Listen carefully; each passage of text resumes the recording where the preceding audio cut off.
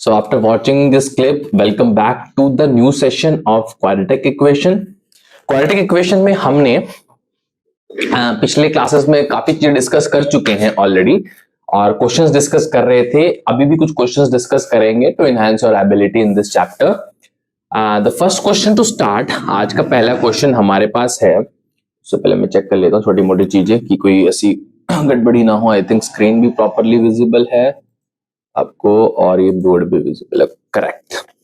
So if alpha beta and the root are the roots of the equation ax square plus bx plus c, then find the value of this. आपके सामने एक चीज लिखी हुई है, expression लिखा है, उसकी वैल्यू निकालनी है. ऑप्शंस भी दिए गए हैं, मैं आपको बताऊंगा कैसे करना है. ठीक है, एक सेकेंड. सो देखो, पहली चीज आपको अल्फा बीटा रूट्स हैं. ये अल्फा यहाँ पर, ये बीटा है, तो काफी इतना कुछ है नहीं, इसमें इजी रहेगा आपके पास. आप देखो आपके पास जो इक्वेशन दी गई है वो है a x square plus b x plus c equal to 0. अगर इसके अल्फा बीटा रूट है यानी कि इसमें पुट कर सकता हूं मैं, तो a alpha square plus b alpha plus c equal to 0 और a beta square plus b beta plus c equal to 0. जैसे मैंने यहाँ अल्फा पुट किया था, मैं एक अल्फा कॉमन निकालना चाहूंगा. A alpha plus b plus c equal to 0, a alpha plus b. क्योंकि मैंने ऐसा एक्सप्रेशन यहाँ देखा तभी मेरे दिमाग में पुट करने का कॉन्सेप्ट आया, minus C by alpha, minus C by alpha. तो बस कुछ नहीं है, अब तो मेरे ख्याल से काम बन जाएगा. इसकी वैल्यू है आपके पास, सिमिलरली आप इसकी वैल्यू भी निकाल लोगे. इसके लिए कुछ खास नहीं करना पड़ेगा, अल्फा ही पुट करेंगे. अच्छा ये ए है, ये ए है, ध्यान रखो ये ए है तो कोई दिक्कत नहीं है. फिर तो बीटा अल्फा या फिर ए बीटा कह लो प्लस बी की वैल्यू क्या हो जाएगी, वही minus C by beta.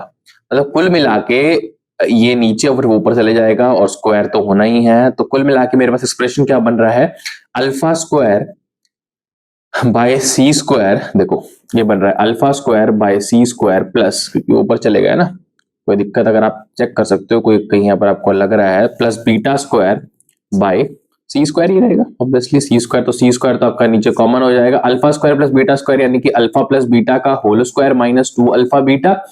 Alpha plus beta का होल स्क्वायर मतलब माइनस बी बाय ए यानी कि B square by A square minus 2 alpha beta मतलब सी बाय ए, मतलब सी बाय ए. बस काम बन गया. आप तो ऑप्शन से मैच करवा लेना, बट चलो अगर आप कहते हो तो इसको पूरा सॉल्व कर लेते हैं.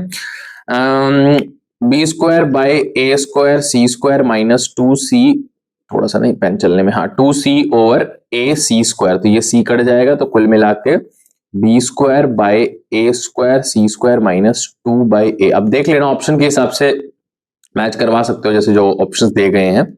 ऑप्शंस यहाँ पर आपके सेल्सियम वगैरह लोगे and you can get the answer. ठीक है, you can get the answer. चलो तो आपको मतलब देखो ये कुछ नहीं है, ये चीज आपने क्लास 10th में भी करी होंगी, ऐसे कोई क्वेश्चन क्लास 10th में भी करे होंगे, बट स्टिल मैंने आपको again I repeat, we are going from basic to advance level. Mic check कर लेता हूँ because that's much important.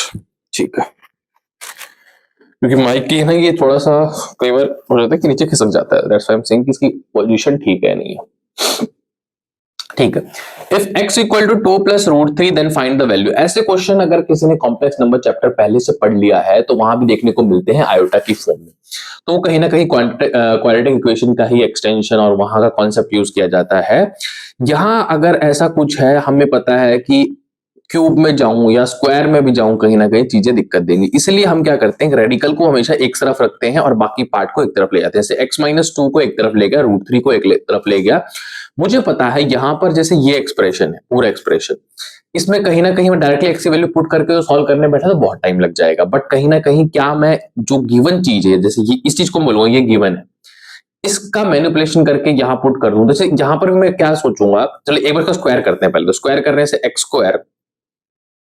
X square plus 4 minus 4x is equal to 3 आ रहा है, इज इक्वल टू 3 आ रहा है. तो इससे एक चीज समझने को मिल रही है आपको, अब तो जैसे कि रूट 3 रेडिकल वगैरह भी एटलीस्ट रिमूव कर पाए.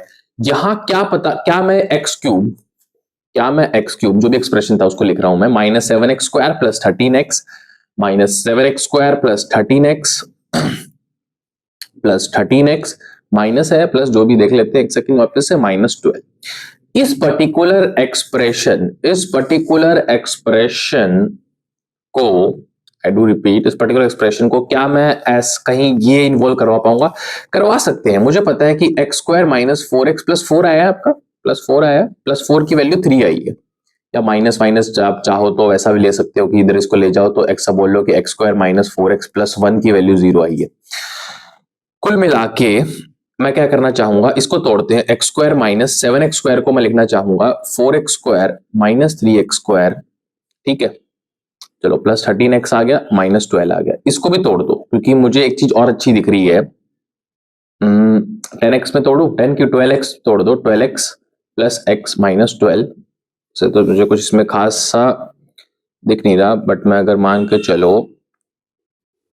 स्टेप बाय स्टेप ही चलेंगे, स्टेप बाय स्टेप ही चलेंगे। यहां पर जो 3x स्क्वायर है,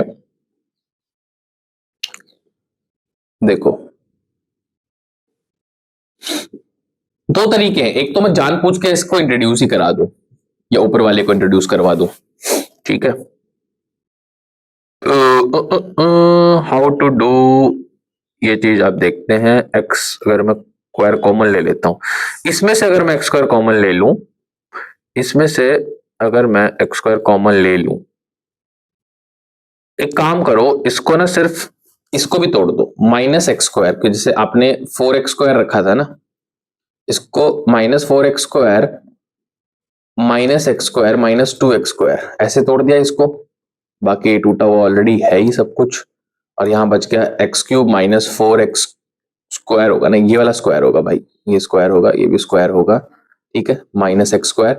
अब इसमें से अगर मैं चाहूं तो एक्स स्क्वायर ही कॉमन ले लेता हूं, तो अंदर एक्स स्क्वायर को एक्स कॉमन लो, एक्स कॉमन अगर आप ले लेते हो, फिर अगर आप एक्स कॉमन ले रहे हो तो आपको कुछ लीनियर टाइप का चाहिए होगा।